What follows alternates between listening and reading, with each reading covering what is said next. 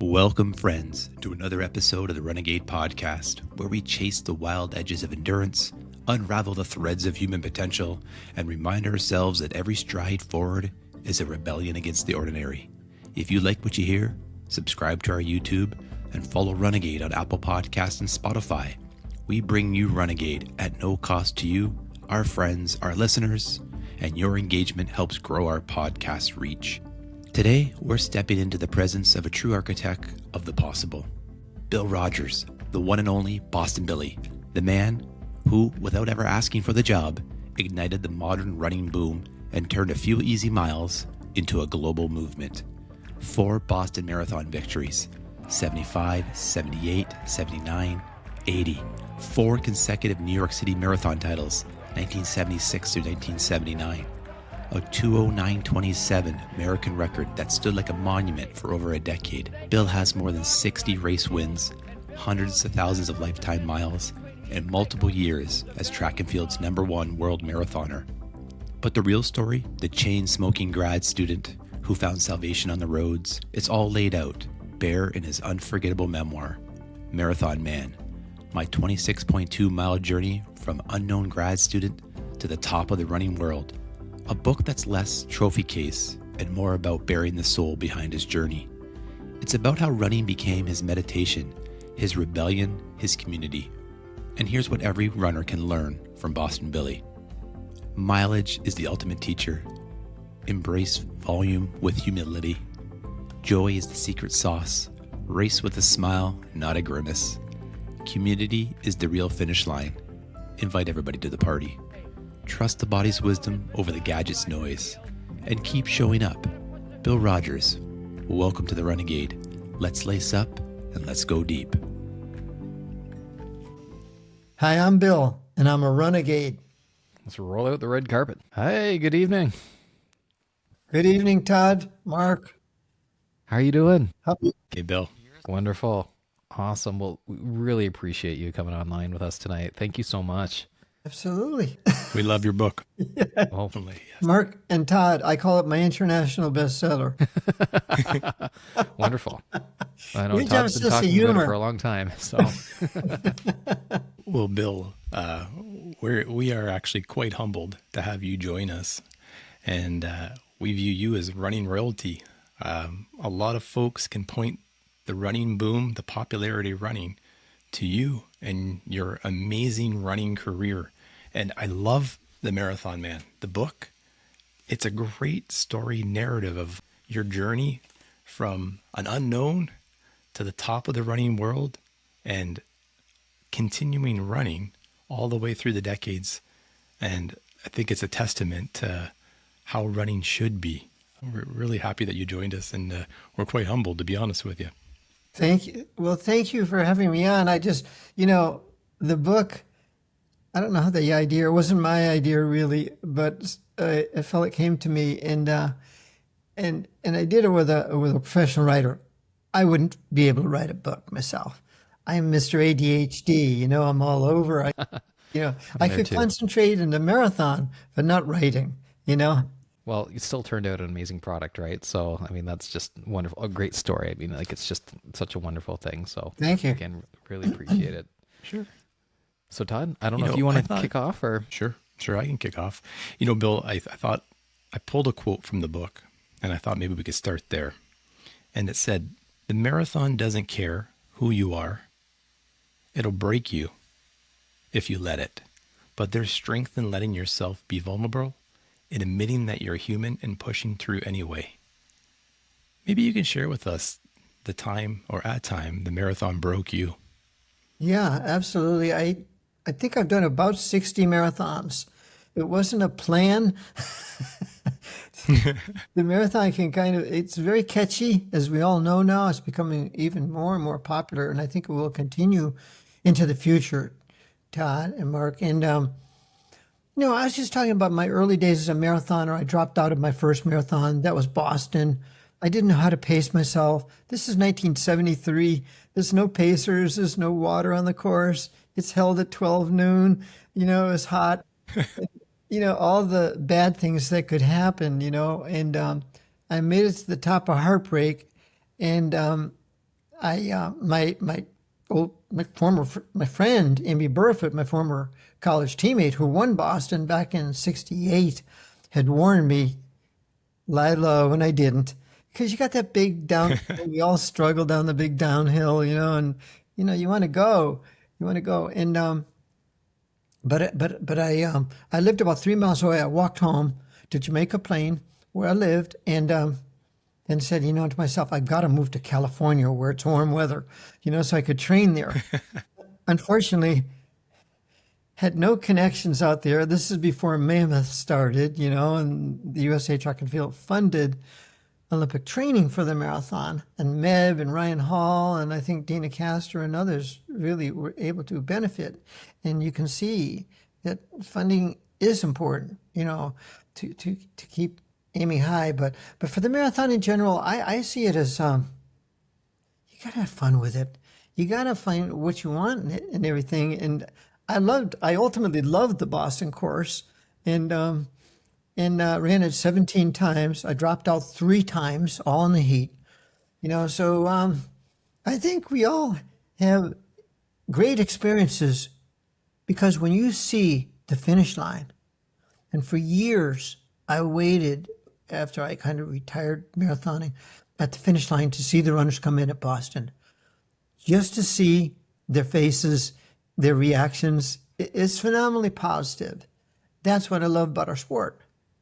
I think it's the greatest sport in the world, the world of athletics, cross country, track and field, and road racing, marathoning. So there's a lot of power to it, and we all look how big this sport has grown. No one would have thought of that back in 1973, but along came a guy actually the year before, Frank Shorter, taking the gold medal in Munich. And I had been an ex-runner. I quit running after college track and cross country.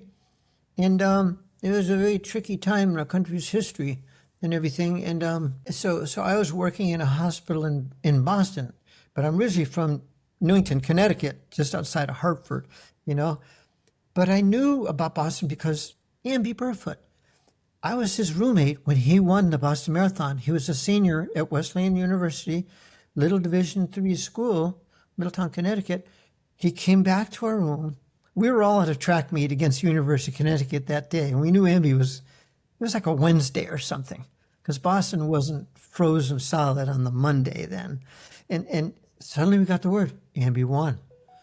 And we couldn't understand it really. We knew he won the race, but he didn't come back with his medal. But I had trained with him in the months before that race. So I really learned how to train from Amby Burfoot and Jeff Galloway. And it was just bide your time. Always bide your time. And, there's plenty of time in the marathon. Renegade is proud to be sponsored by Thrive Protein. We love sharing what works for us. Power your runs and feel your endurance with Thrive Protein, the premier plant-based supplement brand crafted for endurance athletes. They offer high-quality vegan protein powders, whey, super greens, and electrolytes and creatine. Thrive's clean Ontario-made products fuel your body with natural ingredients with no artificial fillers, designed to boost recovery, enhance endurance, and keep you strong on the trails, the roads, or wherever your endurance adventure takes you. Thrive is perfect for every athlete chasing their big goals. Visit thriveprotein.ca and use the code RUNEGADE for 20% off your order. Thrive Protein. Fuel your relentless pursuit of adventure. You said that you've ran a Boston Marathon 17 times. So what kind of evolution of it did you see from the first time you ran it to that last? I imagine that popularity was growing. I mean, attire, just, the era. Like, can you describe the change that you saw from the first to the last? Oh, yeah, absolutely. Everything was changing. The main thing was that, of course, women were blackballed from world athletics, except for maybe the 100 meters. Wilma Rudolph, who took the gold, the 100 meters back in '60 or so. And they ruled the sport. And all of us guy runners, we would be out and see a few runners, who were trying to get into the Boston Marathon. Well, Roberta Gibb was the first woman to run the Boston Marathon. She's sometimes confused with Kathy Switzer, who was the first to run it with a bib, and Catherine challenged the rules by breaking the rule. No, women weren't supposed to be running back in the 60s or something. Anyway, that's the giant change in the sport. Half the population was missing. I mean, this is ridiculous. And all of us guys knew that, but we didn't have any power. The athletes had no power. It wasn't until after 1981 we got power when we challenged USA Track and Field at the time to become professionals, the right to earn a living at what you do best, and we succeeded at that time. But Frank Shorter's taking of the gold in 72, I believe, kicked off the real running boom for men. And for women, probably not only Roberta and Kathy Switzer, but Jackie Hansen, the other women that were trying to break into the sport. And finally, Joan Samuelson's gold, of course, validating it all, the first women's Olympic marathon. But us guy runners, we knew that something was wrong. Things were backwards, but we couldn't control the sport, Yeah, it's an interesting perspective when you can see something happening, but you don't actually have the power to change it. And that's something that is tough. You have to weigh. And I'm so glad that they did change it, because look at the popularity of running. Like New York just last weekend, 60,000 runners. It was unbelievable. What do you think brings to the popularity of running? Like, what's made it so popular from your perspective? I believe genetically we are meant to move. If we don't move, we get sick earlier than we should perhaps get. We get older, and that's what you want. You want to get older. Hang on for the ride, and I just think that the marathon, though, is a quest. It's right out of the storybooks, One of my best friends, Jason Kehoe, and my brother and I, we opened a running store. We started a Jingle Bell Run in Boston. We did these different things, but I named him Jason because of the book Jason and the Argonauts, Quest to Find the Golden Fleece. This is when we were kids.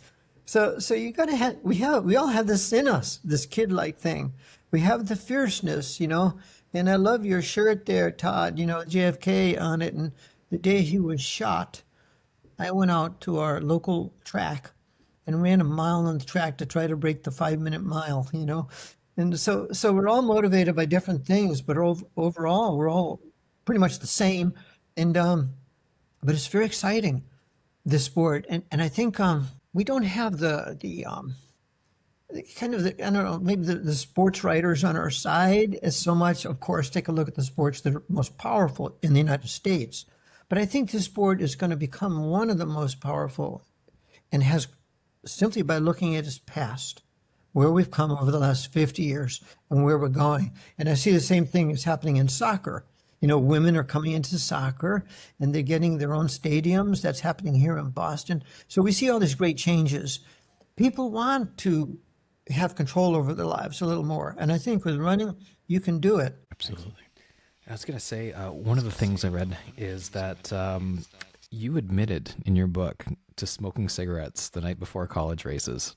Now, how tough was that to let go of for you? And is it something that after a few you're just like, okay, I've got to shake this? Or is it something like, what was your journey with that?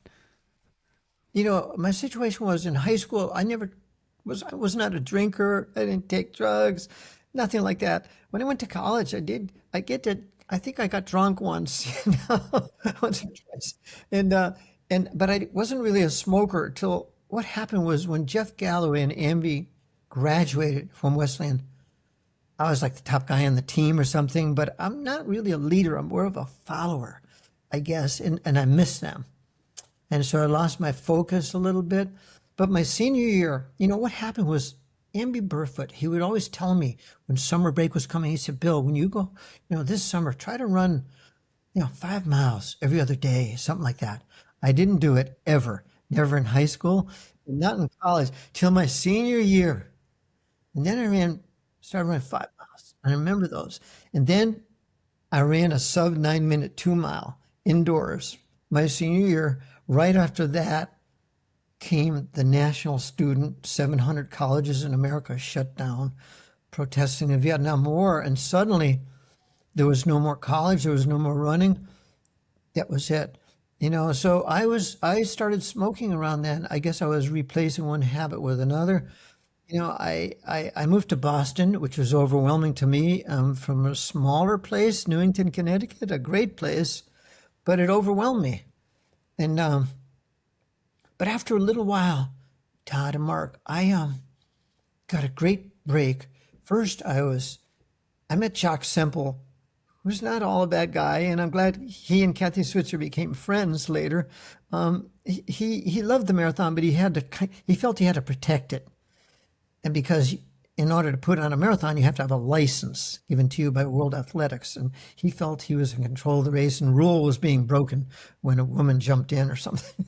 It's ridiculous today. But Jock was a friend, and I ran for the BAA for 1 year.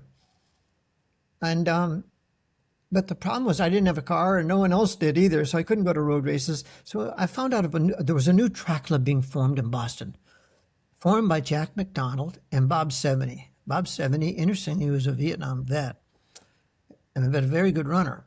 And Jack McDonald was a Boston College guy, about a 4-minute miler, But they started this new track club. It was for everyone who wanted to keep going. You didn't want it to be over yet, You're running, being an athlete. And we got some really good athletes, some good sprinters, hurdlers, in the marathon and road racing side too. And we had Coach Billy Squires, who was a high school phenom in America and went to Notre Dame, like Molly Seidel did, a great university. And he loved the sport. We could feel it. And we, in turn, said, all right, we're going to push. And he got us doing pickups during the middle of our road work. What the Kenyans do today and all the top runners do, is change your pace. Can you build up strong enough where you can change your pace a little bit? When you can do that, shifting gears, you have a great edge. Anyway, he helped me a lot, and helped all of us a lot on our team. And we miss him today, Well, going back to Coach Billy Squires there, what was the training like? In your book, I think you admitted to that you trained really hard, super hard. What was Coach prescribing to you guys? In the book, I talk about how, I was working at the hospital doing my selective service 2 years, and which was a great learning curve. If you ever really want to be motivated to become healthier or more active or whatever, go to the hospital for a while, because there's a lot of sadness. And because I was taking people all over the hospital on stretchers and everything. And I also had a motorcycle. I would ride to work, and because I had quit running and everything. My motorcycle got stolen. When my motorcycle was stolen, and then I got let go from my job. I was trying to start a union at the hospital and all this with a fella who was very intense about it, who I met again recently, 50 years later. And we got fired, of course, but that gave me freedom. I later saw the guy ride by on my motorcycle right in front of me one day. But what can you do? But that was the best thing that ever happened to me. Then I didn't have any money, no job. And, I said, I'm going to try running. Running always gives back. Everybody. You know what I mean? You guys are on the show and everything. You know what I'm talking about. And everybody benefits from it. And I did too. And Coach Squires, my teammates, Bob Hodge, Jack Foltz, Greg Meyer. I convinced Greg to move to Boston, train for the marathon. He later went on to win it under Squires' tutelage, And Bob Hodge took third. He won a major marathon in Japan. And we all succeeded. Our team won the national cross-country title 1 year, And it wasn't all, there were a couple of women, I think Bob Hodge's wife, Franny, was on our team. Women were still coming into it in the early, middle, late 70s, bigger and bigger numbers, And so now there's equality in this sport and equal prize money. When Johnny Hancock came on board as the sponsor of Boston, Dave D'Alessandro, the CEO, said there's going to be equal prize money. Some of the guys said, well, we've already been running 75 years or something in the marathon. It should not be quite equal yet. But I think it was the right thing to do, and now the new sponsor is Bank of America. And I think the big focus in marathoning today is fundraising. You know, you know what I'm saying? It's a huge factor because we all have some reason to fundraise, perhaps.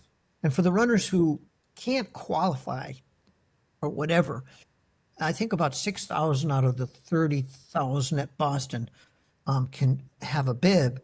And so they raised $50 million. That's a lot of money going to a lot of great organizations. I've worked with the MS Society. I worked with Impact Melanoma. Actually, in 1975, after I won, race director Will Cloney, who was one of the great race directors, he and I would get letters in the mail, and someone would write, "Can I send you a check for $212 that my friends in the office put together to fight against MS?" And my grandmother died from MS on my mom's side. So I was really, let's do this. I had a big placard made with Will, let's fight MS and everything. So that was even 50 years ago. So, but you can see the rise of it today. So it's mega. And I think all the marathons are doing this. So our sport has so many different dimensions. And I don't know if the wider population, I think they're learning it more and more from the young people. Their parents are, because this sport, it's not only New York, it's the big marathons all over the world are growing, like Sydney is up to 33,000 or something. And so our sport has, I think, a bright future for sure. Absolutely. And pouring back into the communities with the dollars raised, and that is just phenomenal. And knowing that every run, and I've seen that here even, so we're based in Southern Ontario. And I remember, I think, Todd, you mentioned that full disclosure there, Billy, I have not ran a single race yet. So I'm What new are to you running. waiting for? I know. That's exactly what Todd says said. every You're busy. single day. So Todd and I work together as well. So he reminds me every day. He's like, "Mark, come on, let's get out there." Even we were traveling for work earlier in the week, and he's just like, "It's raining. Come on, get outside and run with me." So Got to get out in all the conditions. That's right. That's right. So You need a running partner. We all need that person who will get out the door with us. I run with Karen, my partner. Even though she's 10 steps ahead of me a lot of the time. that's a good partner then, though, right? Just Yeah, motivates you to keep. she just ran her 10th and final marathon just a few weeks ago. Yeah. So I think something has to hit you, and you can't, when I started running, cross country was a 2-mile run or something, and it was, cross country was small. Today it's huge, and half the participants are girls or women, high school and college. But I think you'll try it. You have to find the right shoes. I mean, the shoe companies, big forces in our sport, but so key. And the older you get, the trickier it is to find the right shoes. So I think that's the importance of the shoe stores. I know that a lot of people buy their shoes online. I really think it's worth trying them on, and lacing them both up and walking or jogging in them outside the store a little bit. Absolutely. And actually, this is a great segue into my next question there, Billy. So you were tracking 150 plus miles in, pairs of Tiger Flats. So if those shoes could talk, what would be the first complaint they would file with you? Stop. What are you doing today? You should see the shoes I'm wearing right now. I got a pair of old DS trainers I've had 10 years. They fit my foot like a glove. They're really good. They're old school, However, I have like a bunion on the left side of my foot. I have to cut the side of the left shoe out a little bit, but I just like the shoes. It's probably psychological, Well, they're custom now that they're cut out the side, right? So Yeah, like a yeah. glove, that's great. Have you tried, or like, what about the new technology of shoes? Have you tried and you're like, just not for me, or what's your overall take? Yeah, because I did like racing, but for everybody, no matter your speed, everything is making it as easy as we can make it. And that's your gear and your shoes especially. And no, I did try some high platform shoes, but I have one leg stronger than the other. Most of us do, but my right leg is much stronger than my left. Actually, I broke my leg. I never had surgery from running all my years, 60 years or so, but I did break my right tibia once because my right leg was doing more work. And one day, I had won the over 50 division at the Falmouth Road Race. I was 55. I'm running along and I hear a little cracking noise. And next thing I know, I was sitting on the ground. I didn't know what happened, and I had a cast for 3 months. And so they told me you should cross train more. Go to the pool, go to the gym. Don't just run, especially as we get older. But I think it's valuable for everybody. The pros today are phenomenal, I think, because they are really exploring the limits. What are the human limits? That's what's really cool about our sport. We can kind of define it a little bit. Absolutely. And, going back to the shoes and bringing it to human limits, what was your fastest marathon time? Was it like 2:07? No, 2:09. 2:09:27 at Boston. 2:09:27 at Boston with those flats, those racing flats that would scream to you stop. And you said that the nutrition wasn't like it was today. Was there water on the course back then? If you could transport yourself, young Bill, into the Boston Marathon today, did you ever sit around and think, what could you run? Does that ever cross your mind with all the technology and all the fueling? I've talked with Jared Ward, 6th place in the Olympic marathon. He really knows the marathon. And he's part of the Utah runners who are up at altitude, who have done so well. But that's just part of your life, and Connor Mance, of course, who's our American record holder and one of the best guys in the world. The Americans are doing really well, men and women, I believe, and they're clean. The doping issue is not hitting them. They're running the right way. And, we can afford to do it more, higher incomes in U.S. or Canada, many other countries. But I think I like the lightness of the shoes, I tried a pair of Asics. I ran for Asics for a number of years and everything. And I love the shoes. But it's not only the shoes. Sometimes you just make mistakes. We overdid it a lot. I did. We started to chase the dollar. And when you start chasing the almighty dollar, things can be tricky, sometimes for whole countries. Yeah, absolutely. Yeah. And so I that's where, and then, I used to do 4 marathons a year. The pros today do 2. And Ron Tabb did 4, Benji Durden did 4. These are my compatriots at the time. Dick Beardsley would do 4. We were just exploring the sport, and we had some great times. To be invited to Japan, to be a member of the U.S. Olympic team, or to receive your American jacket and everything and go represent the U.S. was the nitty-gritty of those days, and I still think it is. Because everyone's pretty patriotic and everything, and you want to do your best. And so I remember going to the Fukuoka International Marathon, which Frank Shorter of the U.S. won 4 times. I won it once, but just going there and taking part in that was intense. Holy cow, and it's just fun. It's just fun. It could be your 4th of July road race where you live. You've changed your life. That's what I would want to say to your viewers. This is sport. You actually change your life, your health, how you feel, and how you think. And everything is, I don't know. I'm not a great thinker. I've made a million mistakes. Us too. But it lifts all boats. That's what I'm saying, Absolutely. Well, Bill, talk about this then. Think about the mental toughness aspect of running. When you were racing your marathons, I'm sure you had doubt in your mind. What tips and tricks did you use to push that doubt aside and perform? Sometimes it was, you keep a running log. I kept a running log. I have my logs going back to 73. I lost my high school mini log, little notepad, but things like that a little bit. It was more your training. If I was able to do a certain amount of steady training and racing, I used my shorter races as barometers, as build-ups to the marathon. I would run the Cherry Blossom 10 mile in Washington, D.C. 2 weeks before. Sharpener. If I ran really good or in 47 minutes, I knew I was out. I'm ready for Boston. I love Boston because I lived there. We all trained on the course. All of us in Greater Boston.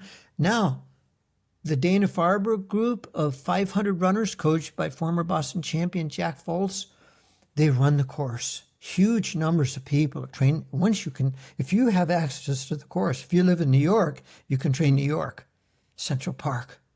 I love racing Central Park.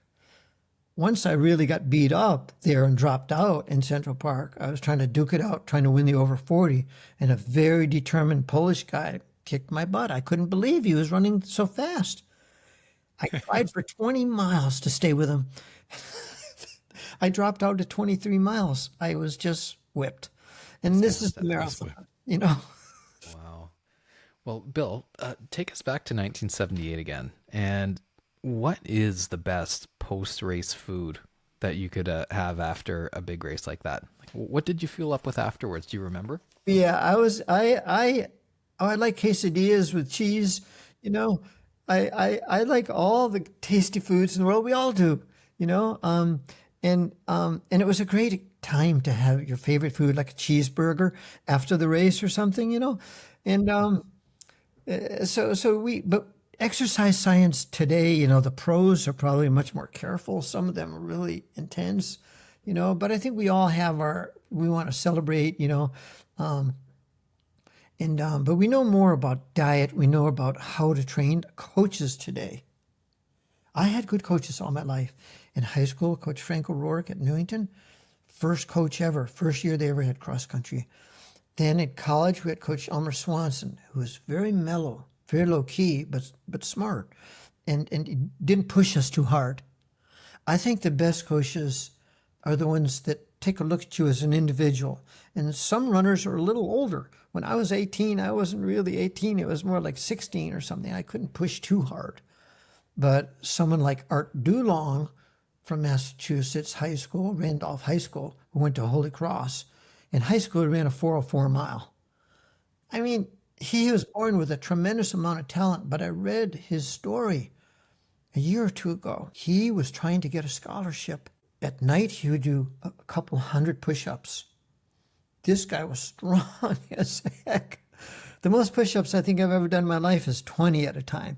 He got 500 push-ups, and he got his scholarship. Nobody could beat Art Dulong. If the times had been a little different, he was an Olympian. He was an Olympian, you know. But he became a teacher and then a superintendent of schools, and so that's where he made his mark, you know. But he was a great talent. I ran against him in high school. I wasn't in the same race with him. He was that far ahead. So you will experience this, but you have to run your own race, run your own pace, and that is hard to do.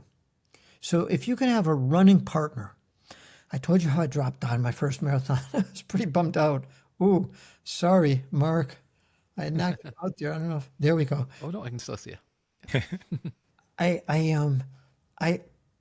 I went, my second marathon was a little marathon, doesn't even exist anymore, in Framingham, Massachusetts, put on by the YMCA, the Firm Oils, this couple that worked there. And so I ran that race, but I was paced by a friend, Tom Dudarian. If you have a friend to run with you, that's your strength. Because it's an experienced runner who can tell, you know, let's wait and wait. We ran together for 16, 18 miles. You know, about where I dropped out in Boston. And then I said, now I know I can finish. It was a nice, cool day. Weather is everything. And most of the marathons today are held in cool weather, you know. So a big plus, big plus. Runners, your gear is holding you back. If you're struggling with chafing, useless pockets, and materials that feel too technical and just don't keep up with your training, let me introduce you to Path Projects, offering a complete line of gear and apparel built by runners, for runners, and today's modern endurance athletes that want to perform, train hard, and look damn good doing it. Say goodbye to chafing with Path's independent suspension design. They've separated the baseliner from the short, virtually eliminating all the rubbing and movement that traditional running shorts have. a simple design feature that makes all the difference. Less movement plus performance fabrics equals no burn, no chafing, no hot shower screams. My all-time Path favorite, their Graves PX running short coupled with their all-season Tahoe baseliner. Their best-selling Graves PX running short, built with Toray Prime Flex, has a great feel while being extremely durable and has an unbelievable amount of storage. I've been able to carry gels, my iPhone, my car keys, and even hang a clip-on water bottle off the waist. And they're built to last. Path's Tahoe CL baseliners offer all-season performance. The cool light mesh is for the extremists. A bird's eye mesh fabric that is ultra light, super wicking, and insanely breathable. Comfort means everything. And they offer personalized performance. With Path baseliners, you have the choice of 2 fabrics in 4 lengths, 3, 5, 8-inch, and full length, which allows you to dial in a baseliner based on the current weather condition and your personal preference. And with the Path's Graves PX shorts, you have the choice of 2 fits, classic and relax, and 2 lengths, which give you the flexibility to match your short to the effort. With the right gear from Path, you can focus on your effort and getting after it. Check them out, pathprojects.com, and you can use the code TRP10 for 10% off your order for a limited time. I totally agree with you as having a running buddy. And when you were running with your buddies, were they a little bit faster than you, or were you a little bit faster than them? Were they dragging you along, or were you pulling them along? We had a mixture. We all had our different strengths.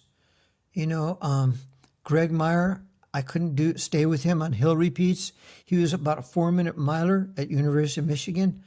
I was a 4:18 guy, at Westland. It was pretty good, really. I was pretty happy. Really good. Great 4:18. But I could not stay with him. He was a really strong dude on the hills. Ran really great in world cross country in 1978. I was with him on the team, Randy Thomas, also Craig Virchin. We took the silver medal for the United States, and Greg was the first American, I think, across the line, unless it was Guy Arbogast, who is a top runner for the U.S. too. So it is a team sport, cross country, track, and in the roads too. So look at the road runners in New York; they have 40,000 members. It's a big team. Greater Boston, we probably had 30 people. It wasn't a huge team, but it was a team. And you had your teammates. And going onto the track, I couldn't stay with Greg or a bunch of other runners if we were doing 400-meter repeats on the track, And but I could stay with them part of the workout, Once I tried to do a workout with Alberto Salazar, who's one of America's top distance runners of all time. I knew him when he was 15 years old. He joined Greater Boston Track Club. His older brother was a runner, and he was this young Cuban-born kid who came to the U.S. and he really wanted to do well, very determined, and you can see that in his later career and in his great book titled 14 Minutes, when he collapsed with a heart attack, and he later changed his perspectives on running. But he had some issues. He had struggled in the heat twice, once at Boston in the Duel in the Sun with Dick Beardsley, and then also at the Falmouth Road Race. And I was in that race in 77, and he tried to compete. He was still a young guy coming up. And then he fell back and then collapsed at the finish. He's Catholic. He was given the last rites. That's how hard he pushed himself, But he might have damaged his heart and himself, I think, by pushing that hard, He just had this will to win that was spectacularly different.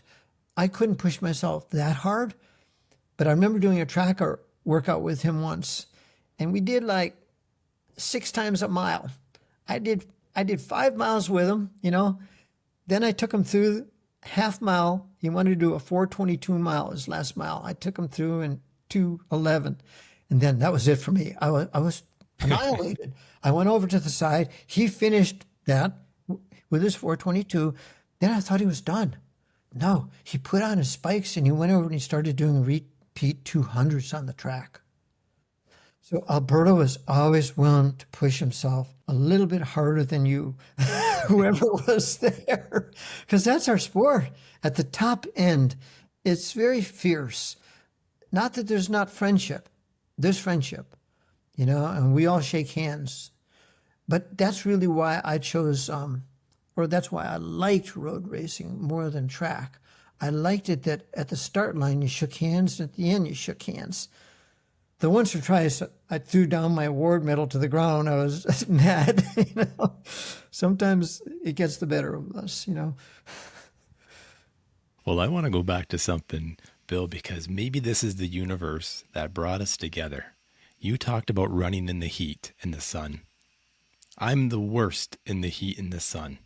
Every marathon I've gone to, I ran London this year, got to go to London, England. It was beautiful, but it was hot and sunny. It didn't make any sense. Maybe what were your tools and what are your tools and tricks to like run in the sun and run in that heat? Like, how did you get accustomed to it? Because you had to come to terms with it, right? Yeah, you adjust your pace. You should adjust your pace and slow down some, especially the first 15 miles or more. If you do that, you really save a lot for the end. And if you watch a lot of the pro runners, they're just waiting. They're waiting and waiting and waiting until the last, sometimes 3 miles, 5 miles, and then they'll start, I call it dueling with each other. May the best man or woman win. But I think, I don't know, pouring water on your head. I used to do that at Boston when it was hot, things like that. I ran a really tricky race once. I ran in the Vietnam International Marathon. I was invited there. I was 45 years old. I didn't really want to go because of the crisis of the war, but I was invited by a Vietnamese race director, and there was an American guy too, race director. And I said, all right, I'll go. And I invited my next door neighbor to go. It was a phenomenal trip. But like, it started at 6 a.m. I wanted to win this race, I did get into the lead around 20 miles, 21 miles. By 23, I was just whipped, and I was walking. And a woman came up next to me. Everyone was riding motor scooters. This is back in the early 90s, 94, I think. And she said, are you okay? And I said, I need water. She went into a little house next door and came out with a glass of water and a big chunk of ice. So I put the ice on my head and I made it to the finish. There were some Vietnam veterans in the race there too. And they took part, and one guy, he told me he was like having flashbacks to Vietnam, how hot it is and humid and tough thing. But I think the race was a great success. And an American, Doug Curtis, went back and won that race. The year I ran in it, it was won by a guy from Hong Kong, where it's hot weather too, and it was February, and I wasn't used to the heat. I'm training in New England, but it was a unique experience to be there and take part and try to do the positive, healing a little bit, So that was, I like I said, I dropped out of 8 marathons. They were all the hot weather ones. So I would drink a lot before, and throughout the race, every 2 miles. I think one of the kings of the marathon coaching is Jeff Galloway. He has coached something like 300,000 people to believe in themselves that you can do a marathon. The way to do it, because we're an endurance animal. We are not quick. Usain Bolt, the fastest sprinter of all time, would look real slow in the animal kingdom. However, we can outlast just about any animal over a long distance. You know what I mean? And we have that capacity, So I think taking your liquids is key. Maybe electrolyte drinks, starting easy. But sometimes you get caught. Even New York a couple of years ago had a really hot day. When I first ran New York, it was in the 5 boroughs. It was 74. And I tried to win because first prize was a trip to Greece, the ancient Olympic Games. The race was sponsored by Olympic Airways. So gun goes and I took off. I was way ahead. But at 20 miles, 22 miles, I was on the ground. And a young guy from New York City, Art Hall, member of the Roadrunners Club, who I knew, came over to me. He said, "Bill, are you all right?" And I said, sort of. And he went over and got me a big glass of water. He said, "Let's jog in." Well, he took off ahead of me. He beat me, but I followed him and I finished. So sometimes it's a friend in the race or someone in the race pulls you in, when you're having a really hard day. But that was my first New York, because in those days that you couldn't run through the city. Then came 76. I had competed in Montreal, and I was in good shape, but I hurt my foot about 4 or 5 weeks before the Olympics, 6 weeks before. And so I couldn't do speed work. And so I lost some fitness. And when you're in the Olympic Games, the ones who were at their very best at the time, a bit of luck and smart thinking, I guess, whatever it is, they do better. And so I was okay for half the marathon. Then my foot started to hurt and I start running. Then when you change your stride, and this is what heat does to you, because our muscles don't work so good, So you want to, I just kind of hobbled in. But after that, a few months later was the 5 Borough New York. That became my Olympic race. It was 50 degrees, We're going over the Verrazano Narrows Bridge. Frank Shorter's running. Finnish world record holder at 25 Ks, way ahead of me. I see him, Pekka Päivärinta, Tom Fleming, my New Jersey buddies running, we're up in the lead, crossing the Verrazano Narrows Bridge. Have you ever run New York? You got to run New York and go over that bridge and then come into the city. When you come into Manhattan, this is the nitty gritty, because you're getting into the nitty gritty of the event, and it's very exciting. One of my friends, he just ran like his 48th New York. He's in his late 60s. He's a doctor, and his dad ran. He's not too fast, because none of us are after all that, But he did it. Amazing. Our sport, I think our sport is an amazing sport. Everyone's out there. 80-year-olders, men and women, equal numbers. It's one of the cool sports. It changed so much. All for the better. It's accessible. It's accessible too, as well, right? So I think that is just like you were saying earlier with soccer, right? It's one of those sports where, if you have shoes and the will to get out there to do it, you just need you a don't friend. have an excuse, right, Mark? You need a friend that will go run with you a little bit, slow down a little bit. When I run with Karen, I'm kind of older a bit than her, and I've done so much racing and I have so much mileage on my body. I'm like an old car. Well, she's a newer car, and so it's easier for her. But she'll wait for me. Be a little bit ahead of me, then we'll run together. So that's everyone needs that training partner, those training partners that you can run with. You can be out with. So, Bill, guess what? Hollywood called, and they're doing a reboot of the Marathon Man, but they're doing the movie form of it. Okay, so who would you pick to play you in the movie, and what would be the track, the 70s music track that they'd be playing during the montage of you training? Oh, I got it.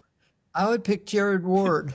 Okay. Yeah, because he's still running really well. He's very smart. He knows the marathon. He's a scientist. I mean, some of these top runners, Rob Di Castella, who is won Fukuoka International, one of the best in the world from Australia, he was a scientist. He studied all this, our biology and physiology, But the song I would play would be "It's a Beautiful Morning" by the Rascals. The Young Rascals, absolutely. Great pick. That's awesome. We all have our motivational songs, and I think that's part of our sport. Remember the rock and roll marathons? That's what our sport is. That go for it type feeling and that positivity, and it's the same. That's right. Like I live through Todd's experiences right now, so just hearing of the mornings, even though the mornings are early. Getting there to the line with that group of people and just the energy that you feel must be amazing. Absolutely. It's connection you make. It's the connection. Like Bill, what you were talking about is every race that I've run New York 3 times. I've done Chicago. I've done some local ones, but you always meet somebody on the course and they help you or you help them. That's and true. I've seen that. I've done the JFK 50 mile 2 times. I'm going to Yeah. be doing it in 2 weeks. wow. You know, it's a long day out there, Oh, but yeah. you meet the people and you nudge them along, and then by helping them, they help you. And it's just so amazing, that connection. And that's what we explore almost on with all the guests that we've had on over the last 2 years. They all have a joy of running, and we can hear it in your voice and how you're sharing your story. You have a sheer joy of running, and it's really appealing to anybody who's new to running. It's not about the hard workouts. It's not about finishing hard and running fast. It's about that connection, enjoying it, and doing something big, right? Is that your message that you're trying to You're with your to friends. give to folks? It's With your like friends. it's a friendship group, you know. And my partner Karen, her daughter is a real ultra runner, and she ran the JFK. You know, she's done 100-miler. She's a different. That's a little bit too far, Bill. I'm never doing any of those. 100 miles is too far. No. me either. Congrats on the JFK 50-miler. I loved what he Thank you. said, you know, and that slogan on your shirt is true. But we all find a little different paths sometimes, you know, and I Absolutely. think it's true all over the world, you know. But it's a good thing. You know, I was thinking about this, Bill. When you go back to these races and you got the duels and you're racing your friends, were you out of breath, or could you actually talk a little trash to them? Like, did you joke around? Did you try to psych them out? Like, yeah. What, Sometimes. any good stories? Well, it depends. It depends. Sometimes I remember running Houston. I was defending champion there one year. And then I went back the next year and I got beaten up pretty good by Benji Durden and 3 or 4 other runners. I think Dick Beardsley was ahead of me. But sometimes I would surge early in the race. After the 7-mile mark, 6 miles, run hard for 200 yards. See, does anyone want to race? And some people would say yes, and they'd follow you and everything. But there is some of that goes on. Today, it's pacing. I like the pacers for most of the running, but for the lead runners, I'd rather have an unpaced race. It's not as real to me because everything today is the shoe companies trying to sell shoes and fast times, I think it's more, your effort in the race and everything. I think it's more real when you don't have that, because that's what led to the drug use that we see so much at some of the biggest marathons in the world, and that's kind of it's kind of a destruction of our sport, and so I think that's the weakness today in the sport. But I think the athletes are more determined than ever, and the ones who can make it to a shoe deal are very lucky because they're hard to get today. I think these athletes are really, really dedicated. And so I think the sport is forever challenging, but forever great. And sometimes, although I feel that there's a great disconnect between the professional runners and the thousands of other runners. And do they know who those people are? And yet there is a connection. They're running the same distance. Maybe it's harder for them than it is for these pro runners. You know what I'm saying to you? So, Absolutely. So I think, years ago, we all used to go to the marathons like Boston, New York, Chicago, whatever, Toronto. I ran Toronto years ago and everything. And we would all meet with the runners.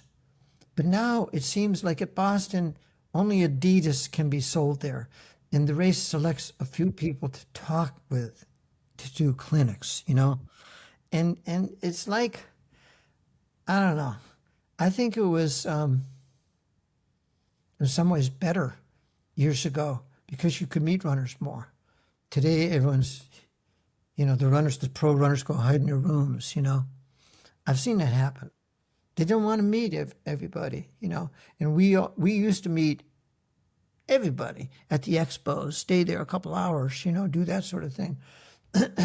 We felt lucky, I think the runners today who are making it feel lucky, but it's a more complex sport. That's all there is to it, you know.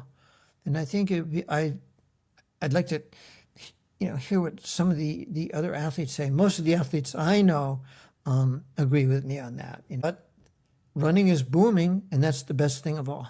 More people are out there. That's number one.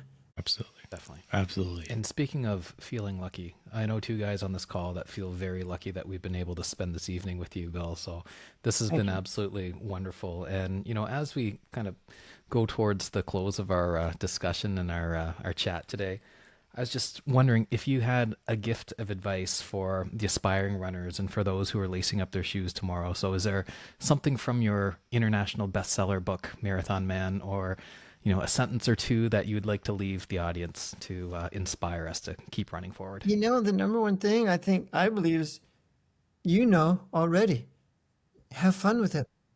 We are all explorers. That's what I believe. We are. It's a human mind. And that's what you're doing. And it's just fun. It's a fun sport. It sounds like it isn't. And I think most people are afraid because they never got chosen for a sports team in high school. And it's usually baseball, basketball, football, but it's open for cross country or something, all you need is a friend to go out the door with, and then your life's going to change, it's better. It is more fun when you feel good. Mother Nature's out there. Sometimes we don't like Mother Nature. She can be mean. But overall, no, life is good. It's a great way to live, I think, a good way to live. And thank you, Todd and Mark, having me on your show. You've got a good show, because you have good questions and thoughts, you're going to keep going. Thank you very much. And we were a little bit starstruck. We can say that, Bill. Like we've been a big fan because I'm with you with something.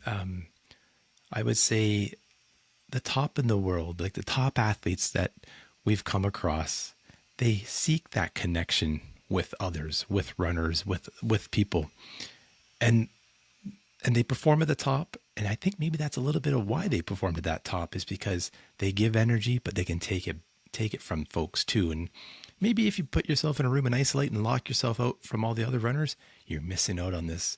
Yeah. Maybe secret sauce, the secret energy. Yeah, that's true. I think it's harder for the top runners today. They live more isolated lives in a certain way, but they're all terrific people, but I think there's a lot of pressure on them, Pressure. And, because making their living this way. So it's a weird existence, but it's a great life. It's like the great movie, It's a Wonderful Life. Love that movie. Have you ever heard that movie? It's a Wonderful Life. Oh God, I watch that all the time. Yes, absolutely. I love that. I learned about that movie from Tommy Leonard, who started the Falmouth Road Race. Then I watch that movie every year because that's a runner's life. He was like a runner, his mentality, I think. Well, we're going to have to get you back on, Bill, and we'll talk about, that's a good show topic. We can juxtapose It's a Wonderful Life into a runner's life. I love that. But we thank you so much, Bill. Awesome. That was great. Thank you so much, Bill. This was so much fun. We really appreciate it.